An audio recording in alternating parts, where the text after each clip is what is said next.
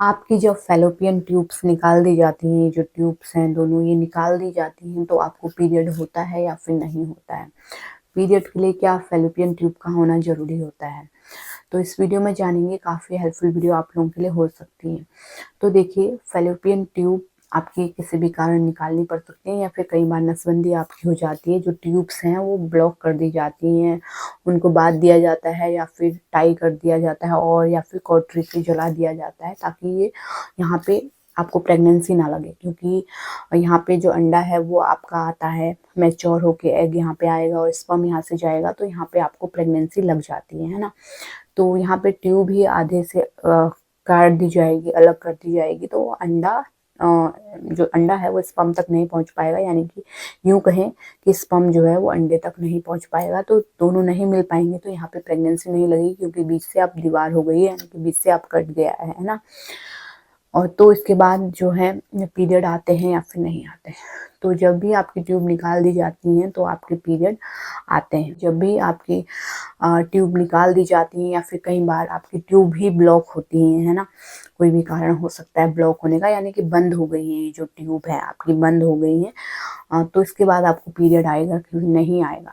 तो बिल्कुल आपको पीरियड आता है। इसके बाद भी आपकी भले ही नसबंदी हो गई हो या फिर ट्यूब आपकी ब्लॉक हो गई हो या फिर किसी कारण निकालनी पड़ी हो, तो यहाँ पे आपको फिर भी आपका पीरियड रेगुलर आता रहता है, क्योंकि उसका संबंध आपके यहाँ से होता है। आपकी जो बच्चेदानी की अंदर वाली दीवार होती है वो हर महीने तैयार होती है और हर महीने वो पीरियड के दौरान निकल जाती है। तैयार क्यों होती है? क्योंकि तैयार पूरे महीने इसलिए होती है क्योंकि जब आप रिलेशन बनाएंगे, स्पर्म अंदर जाएगा और ओव्यूलेशन भी हुआ होगा, तो प्रेगनेंसी वहाँ पे लग जाएगी, ताकि बच्चे के लिए पूरा सपोर्ट मिल सके, है ना।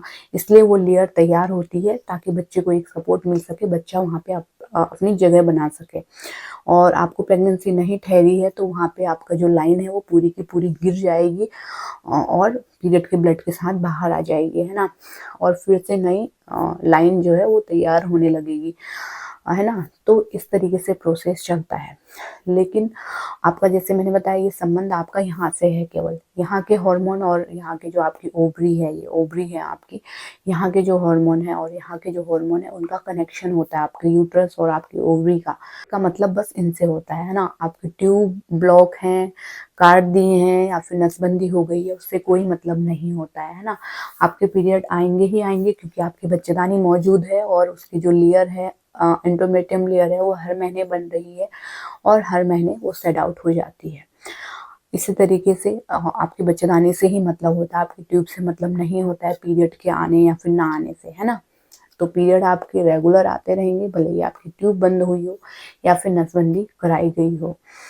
तो प्रेगनेंसी के लिए ज़रूर आपकी ट्यूब का होना ज़रूरी होता है, क्योंकि जब ओवरी से एग मैच्योर होकर आपके ट्यूब्स में आता है, फैलोपियन ट्यूब्स में आता है, तो यहाँ पे से जब आप रिलेशन बनाते हैं, स्पर्म आपका अंदर जाता है और ट्यूब में ही वो दोनों मिलते हैं। अगर ट्यूब ब्लॉक होती है तो वहाँ पे कैसे मिलेंगे वो, है ना। तो ट्यूब का खुलना प्रेगनेंसी के लिए ज़रूरी होता है ना, ना कि आपके पीरियड के लिए। पीरियड का संबंध बस यहाँ से है, जो लेयर है उसको बनना रहता है और हर महीने झड़ना रहता है, वो पीरियड के दौरान झड़ जाती है।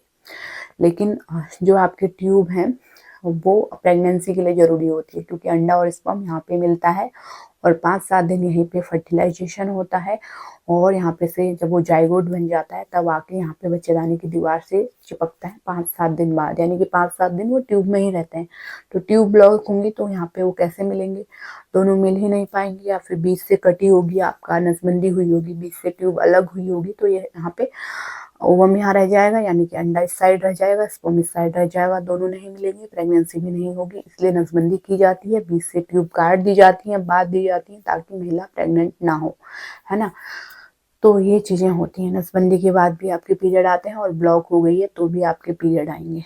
तो उम्मीद करती हूँ आपका जो डाउट था वो क्लियर हो गया होगा। इस तरह के हेल्पफुल वीडियो आगे भी देखते रहने के लिए चैनल को जरूर सब्सक्राइब करें, और कोई भी सवाल है तो नीचे कमेंट में लिख सकते हैं।